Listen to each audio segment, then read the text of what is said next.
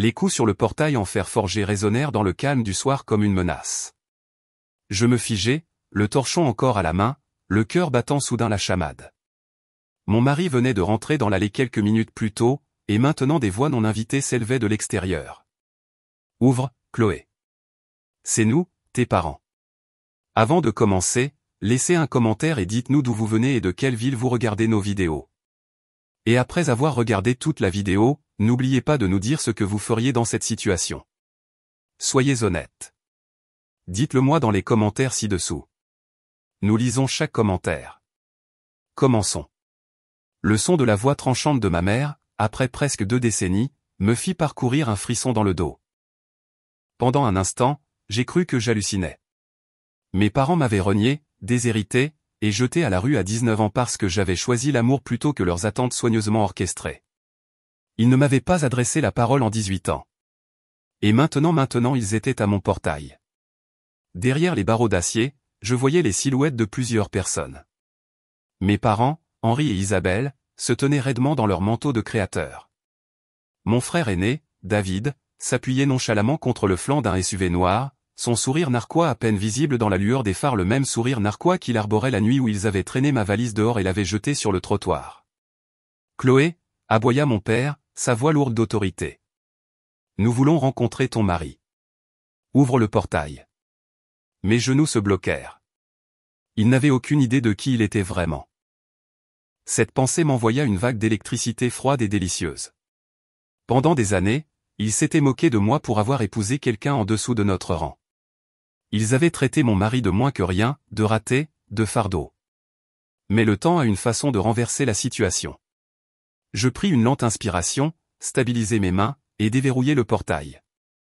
Les gonds grincèrent en s'ouvrant, et ils étaient là, des visages que je n'avais pas vus depuis que j'étais une adolescente tremblante serrant un sac de vêtements.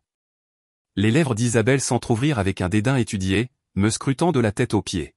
« Tu as vieilli » dit-elle froidement, comme si 18 ans avaient été un échec personnel de ma part. « Toujours aussi têtu, à ce que je vois » ajouta Henri. « Mais au moins, tu as finalement repris tes esprits. »« Où est-il » David ricana. « Ouais, où est ce soi-disant mari pour qui tu as gâché ta vie ? On s'est dit qu'on devrait enfin rencontrer l'homme qui t'a fait jeter les plus belles années de ta jeunesse. » Je ne bronchai pas cette fois. Au lieu de cela, je m'écartai. Mon mari, Léo, descendait déjà le chemin depuis l'abri d'auto, grand, les épaules larges, vêtu d'un costume élégant et sur mesure. Ses boutons de manchette en argent brillaient sous la lumière du Porsche. Il n'était pas le mécanicien maigrelet qu'ils avaient vu la dernière fois, un garçon avec de la graisse sous les ongles. Léo avait tout l'air de l'homme qui dirigeait désormais des conseils d'administration, signait des contrats de plusieurs millions d'euros et avait des présidents-directeurs généraux qui attendaient son appel. Mais mes parents ne le savaient pas encore. Quand Léo arriva à mes côtés, il posa doucement sa main sur mon dos, ce petit geste me rassurant. Sa voix était calme, profonde et stable. « Chloé, qui est à la porte ?» À la seconde où son visage fut pleinement visible, ma mère haleta. La main de mon père agrippa le portail comme si on lui avait volé son équilibre. Le sourire narquois de David disparut. « Léo Moreau » siffla mon père, la voix tremblante. L'air s'épaissit de silence. Oui, Léo Moreau, l'homme sur qui ils avaient autrefois craché, dont ils s'étaient moqués et qu'ils avaient traité de bon à rien, était maintenant le milliardaire dont leur entreprise avait désespérément besoin pour survivre. Je relevai le menton, observant leur arrogance soigneusement construite s'effondrer. « Je vous présente mon mari » dis-je doucement, les mots ayant un goût de victoire après 18 longues années. Et d'un seul coup, tous les visages en face de moi devinrent blêmes. Le silence au portail était plus tranchant que du verre. Pendant un long moment, personne ne respira. Les lèvres perfectly maquillées de ma mère tremblaient, ses yeux allant du visage de Léo à son costume impeccable, comme si elle essayait de réconcilier l'homme devant elle avec le garçon qu'elle avait autrefois rejeté comme une ordure de garage. Henri fut le premier à craquer. Sa voix se brisa, bien qu'il luttât pour la raffermir. « Toi » déglut-il difficilement. « Tu es Léo Moreau ?»« Le Léo Moreau ?» Léo ne scia pas, ses yeux, calmes mais inflexibles, fixés sur Henri. « Oui. Et vous devez être Henri Dubois. Toujours en train d'aboyer des ordres comme si le monde vous devait tout. » La bouche de mon père s'ouvrit, puis se referma comme si les mots lui avaient été arrachés de la gorge. David s'avança, son arrogance chancelante mais pas entièrement disparue. Il força un rire, bien qu'il sonnât creux. Et alors? Tu t'es réinventé? Tu as eu de la chance, hein? Ça doit être bien d'avoir ma sœur qui finance ton ascension. C'était tout David. Toujours prompt au venin, toujours aveugle à la vérité. Mais Léo ne cligna même pas des yeux. De la chance? Sa voix était basse, délibérée. J'ai tout construit de mes deux mains. Pendant que votre famille ricanait, je travaillais 18 heures par jour, transformant des idées en entreprises et des échecs en leçons. Chloé m'a soutenu quand personne d'autre ne le faisait. Elle a cru en moi quand votre famille lui a claqué la porte au nez. Alors non, David, ce n'est pas de la chance. C'est de la persévérance et de la loyauté, quelque chose que tu ne comprendrais pas. Isabelle tressaillit comme si elle avait été giflée. Je sentis ma gorge se serrer. Les mots de mon mari n'étaient pas seulement pour eux, ils étaient pour moi aussi. Chaque nuit tardive où j'étais resté éveillé avec lui pendant qu'il se penchait sur des plans. Chaque repas de nouilles bon marché que nous avions partagé. Chaque doute que nous avions surmonté ensemble. Soudain, tout cela se dressait entre nous et eux comme un mur de vérité. Mon père retrouva enfin sa voix, bien qu'elle fût plus faible que je ne l'avais jamais entendue. Nous ne sommes pas venus ici pour nous disputer. Nous sommes venus parce que nous voulons renouer les liens. Nous sommes une famille, après tout. Je ris amèrement. Le son me surprit même moi. Une famille? Vous m'avez traité de honte. Vous m'avez traîné hors de votre maison avec rien d'autre qu'une valise. Vous avez dit que je reviendrais en rampant, implorant le pardon, quand mon mari au bon à rien aurait ruiné ma vie. Et maintenant? Maintenant vous vous présentez à mon portail parce que vous avez réalisé qui il est. Isabelle essaya de garder son sang-froid, mais son masque se fissura. Nous avons fait des erreurs, Chloé. Les parents font des erreurs, mais ça fait 18 ans. Ne penses-tu pas qu'il est temps de laisser le passé derrière nous? Sa voix était douce, presque répétée, comme si elle avait pratiqué la réplique dans le miroir avant de venir. Léo s'approcha, sa présence imposante, sa main toujours stable contre le creux de mon dos. Laissez-moi être clair. Vous n'avez pas juste fait une erreur. Vous avez essayé de la détruire. Vous l'avez laissée en plan dans la rue comme si elle n'était rien. Vous l'avez regardée dans les yeux et lui avez dit qu'elle n'était plus votre fille. Ne réécrivez pas l'histoire parce que ça vous arrange maintenant. Le sourire narquois de David avait complètement disparu. Il bougeait mal à l'aise, jetant un coup d'œil vers le SUV comme s'il voulait battre en retraite. Mais Henri n'avait pas fini. Sa fierté s'accrochait comme la rouille au fer. D'accord. Nous n'avons pas bien géré les choses, mais tu peux sûrement comprendre pourquoi nous l'avons fait. Nous pensions qu'elle méritait mieux qu'un garçon avec des taches d'huile sur les mains. Nous pensions protéger son avenir. Je fis un pas en avant, ma voix tremblante mais aiguë.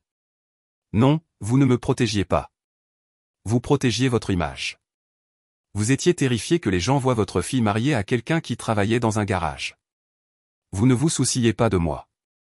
Vous vous souciez de ce que les voisins chuchotaient. Les yeux d'Isabelle brillèrent, mais Léo la coupa avant qu'elle ne puisse parler. Et pourtant, l'homme sur qui vous avez craché, l'homme qui, vous le juriez, n'aboutirait à rien, est le même homme dont la signature peut maintenant décider si votre entreprise respire ou s'effondre. N'est-ce pas ironique? Cela tomba comme un marteau. Le visage de mon père perdit toute couleur. David se raidit, sa mâchoire se serrant. Je réalisais alors pourquoi ils étaient là. Pas pour moi, pas pour une réconciliation, mais parce que Léo Moreau n'était plus invisible. Il était une tempête qui secouait des industries entières, et ils avaient besoin de lui. Dites-moi la vérité, murmurai-je, fixant directement mon père. Pourquoi êtes-vous vraiment là? Les yeux d'Henri vacillèrent. Il hésita, puis laissa tomber le masque. D'accord. Notre entreprise a des problèmes. Nous pensions que peut-être Léo pourrait t'aider. Pour le bien de ta famille, pour l'avenir de ton frère. Les mots me frappèrent comme de l'eau glacée. La voilà, la vérité, laide et brute. Ils n'étaient pas venus pour moi. Ils étaient venus parce qu'ils voulaient quelque chose. Ma poitrine se serra de rage et de chagrin, mais ma voix sortit stable. Alors, 18 ans plus tard, après m'avoir abandonné, après m'avoir humilié, vous vous présentez enfin. Pas parce que vous m'aimez, pas parce que vous regrettez ce que vous avez fait, mais parce que vous avez besoin d'argent. Les lèvres d'Isabelle tremblaient. Elle essaya d'attraper ma main, mais je me reculai. Chloé, plaida-t-elle, sa voix tremblante maintenant.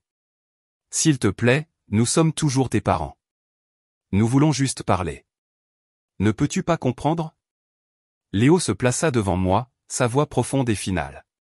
Vous avez assez parlé. Chloé ne vous doit absolument rien. Pas une explication, pas un pardon, et certainement pas de l'argent. Alors, si c'est pour ça que vous êtes venu, faites demi-tour et partez. Le portail semblait vibrer sous le poids de ces mots. Pour la première fois de ma vie, je vis mon père sans voix. Ses mains tremblaient sur les barreaux de métal. David marmonna quelque chose dans sa barbe, mais le regard acéré de Léo le fit taire instantanément. Je me tins plus droite que jamais. Vous m'avez dit que je reviendrais en rampant un jour. Mais on dirait que c'est vous qui rampez maintenant. Le silence qui suivit était suffocant. Leur visage, autrefois si plein de supériorité, était maintenant pâle, creux, défait. Et à ce moment-là, je réalisais quelque chose. Je n'étais pas la fille effrayée qu'ils avaient abandonnée il y a 18 ans. J'étais plus forte. Et j'avais construit une vie qui valait plus que leur fierté superficielle. Je pris la main de Léo et reculai vers la maison.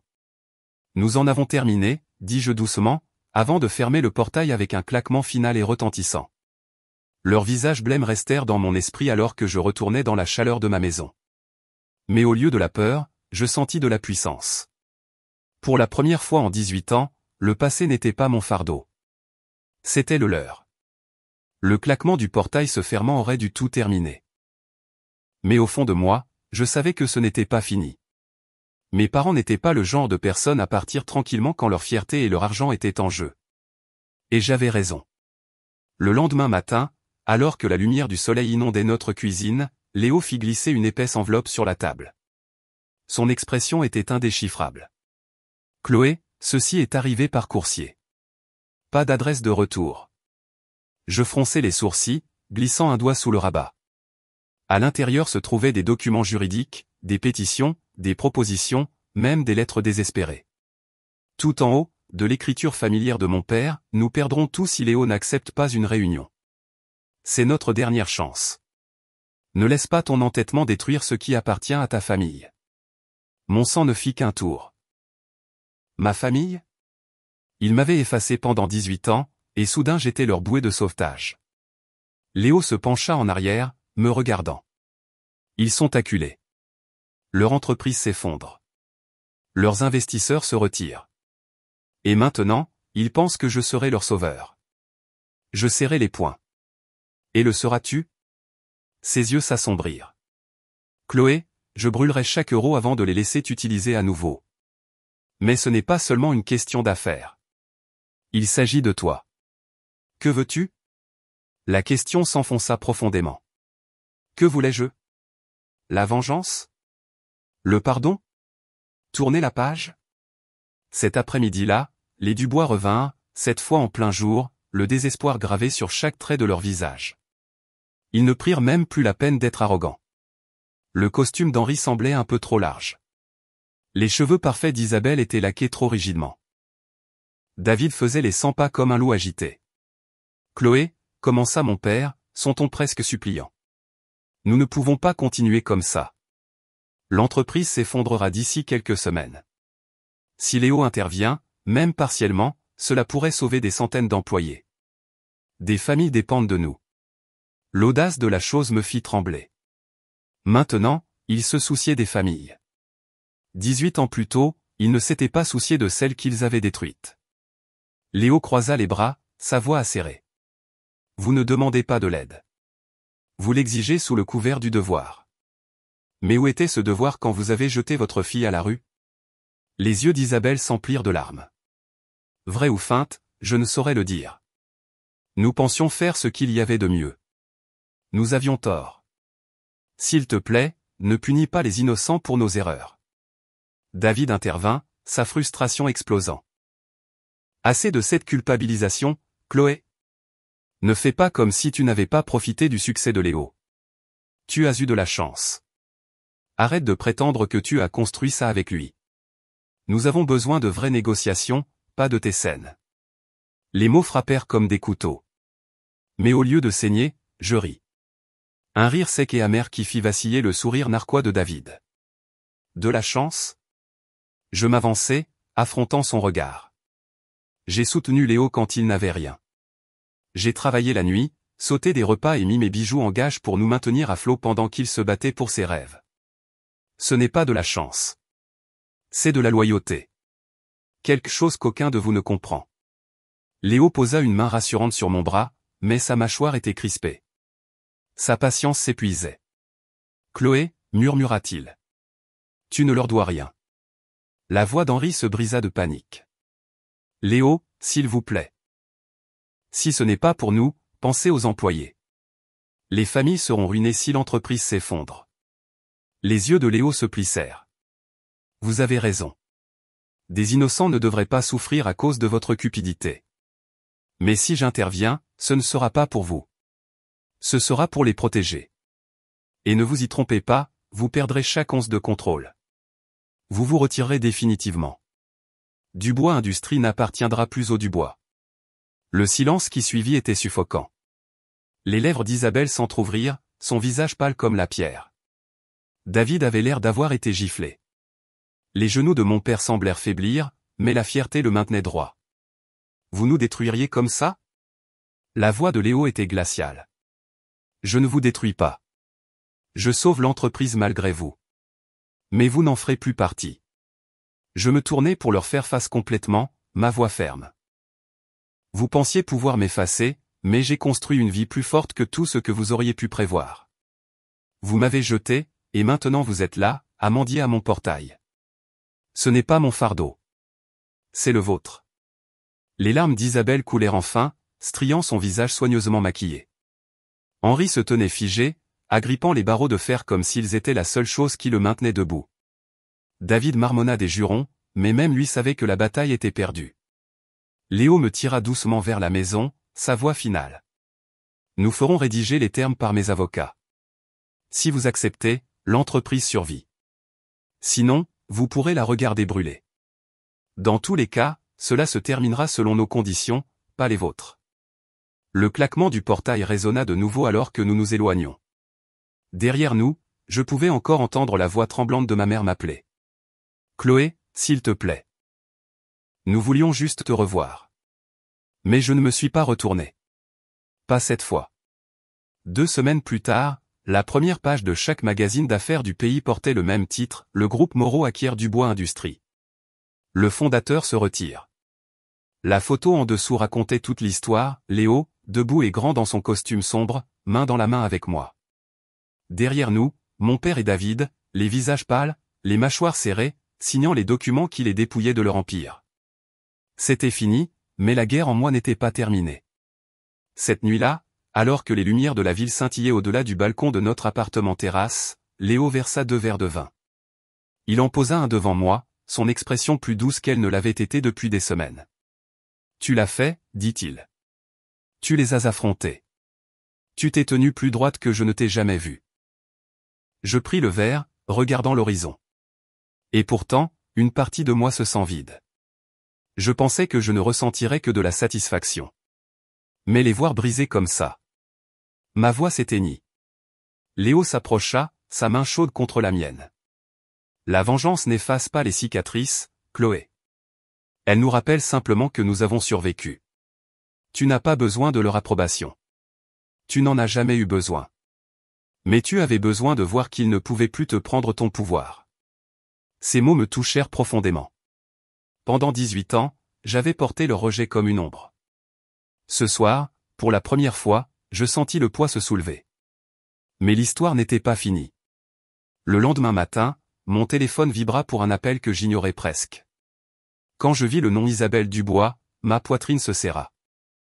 Contre toute attente, je répondis. Chloé? Sa voix se brisa à travers la ligne, tremblant d'une manière que je n'avais jamais entendue. Nous avons tout perdu. La maison, les voitures. Même le personnel est parti. La santé de ton père décline.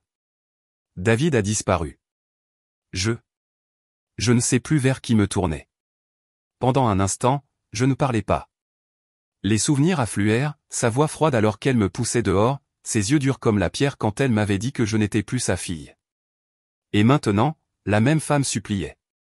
Je ne te déteste pas, maman, dis-je enfin, ma voix stable. Mais tu dois comprendre. Tu as fait ton choix il y a 18 ans. Et moi aussi. J'ai construit une vie sans vous. Et je n'ai pas besoin de regarder en arrière. Ses sanglots éclatèrent à travers la ligne, mais je mis fin à l'appel. Ma main tremblait, mais mon cœur se sentait plus léger. Pour la première fois, je n'étais pas la fille abandonnée mendiant de l'amour. J'étais la femme qui avait choisi sa propre valeur. Ce soir-là, Léo entra dans la pièce en tenant une enveloppe. Il me la tendit silencieusement. À l'intérieur se trouvait un acte de propriété pour l'ancien domaine des Dubois, le manoir où mon enfance avait été à la fois dorée et suffocante. Ils l'ont mis aux enchères, dit Léo. Je l'ai acheté pour toi. Je fixai les papiers, le poids de l'histoire pesant sur moi. Pourquoi voudrais-je cet endroit? Les yeux de Léo étaient bienveillants mais fermes. Parce que ce n'est plus à eux. C'est à toi. Tu peux le brûler, le vendre, ou le reconstruire en quelque chose de mieux. Mais ce sera ton choix, pas le leur. Des larmes me piquèrent les yeux. Pendant 18 ans, cette maison avait été le symbole du rejet, de la douleur. Maintenant, elle était entre mes mains. 2 mois plus tard, je me tenais dans le grand hall de ce manoir, non pas seul, mais entouré de gens qui comptaient. D'anciens employés de Dubois Industries, des familles qui avaient craint de perdre leurs moyens de subsistance, maintenant en sécurité sous l'aile du groupe Moreau. Léo se tenait à mes côtés, nos enfants au premier rang, les yeux écarquillés mais fiers. J'élevai la voix, la laissant résonner entre les mêmes murs qui m'avaient autrefois réduite au silence. Cette maison représentait autrefois l'orgueil, l'arrogance et le rejet. Aujourd'hui, elle représente les secondes chances. Pas pour eux, mais pour vous tous ceux qui méritaient mieux depuis le début. Des applaudissements tonnèrent dans la pièce. Pour la première fois, je ressentis la paix. Plus tard dans la nuit, quand les invités furent partis, Léo passa son bras autour de moi sur le balcon. « Comment te sens-tu » demanda-t-il doucement. Je me penchai contre lui, mon cœur calme. J'ai l'impression d'avoir enfin fermé la porte qu'il m'avait claquée au nez. Seulement cette fois, je l'ai verrouillée pour de bon. Et alors que les lumières de la ville s'étendaient devant nous, je réalisai quelque chose. La vengeance n'avait pas seulement consisté à les regarder tomber. Il s'agissait de récupérer ma voix, ma valeur, ma vie. Et à la fin, je n'avais pas seulement gagné. Je m'étais élevé. La fille qu'ils avaient jetée avait disparu pour toujours. Il ne restait que la femme qu'ils ne pourraient jamais briser.